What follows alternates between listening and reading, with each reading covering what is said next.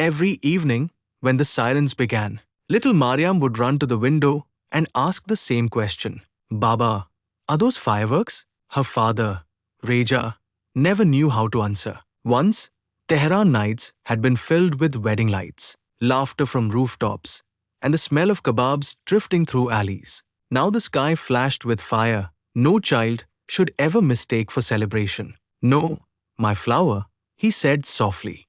Just thunder. But there had been no rain for weeks. Their apartment had grown smaller since the war began, not because the walls moved, but because fear took up space. Fear sat beside them at dinner, where bread had become thinner each night. Fear slept near the door with their packed bag. Fear woke before dawn whenever the windows trembled. Leila, Mariam's mother, had stopped wearing perfume. What is the point?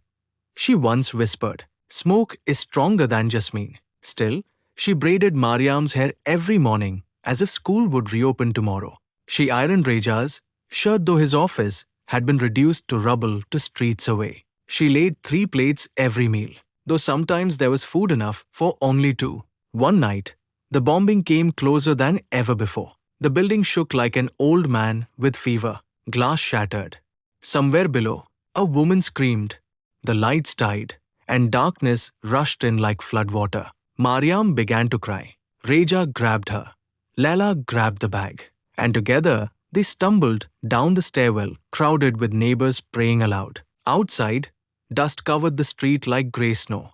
The bakery on the corner, where Reja had bought warm bread every Friday for 10 years, was gone. Mariam buried her face in his shoulder. Baba, she whispered, did thunder eat the bakery too? Reja could not speak. They spent the night in a basement shelter with dozens of others. An old teacher recited poetry to calm the children. A nurse cleaned blood from a stranger's forehead. A boy shared the last orange in his pocket with Mariam. War had destroyed much, but not kindness. Not yet. At dawn, the city was silent in the terrible way cities become silent after grief. Lala sat beside Reja and leaned her head on his shoulder. If we survive this, she said, promise me something, anything. We will leave anger behind. We will not teach her hatred. Let others inherit ruins. We will give her peace.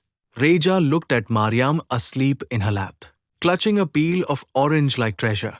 He thought of men far away drawing borders on maps, giving speeches, measuring victory in numbers. None of them would hear his daughter asking whether thunder had eaten the bakery. I promise, he said. Above them, the broken city waited for another day. Below, in that crowded basement, a family held each other as if love itself was shelter enough.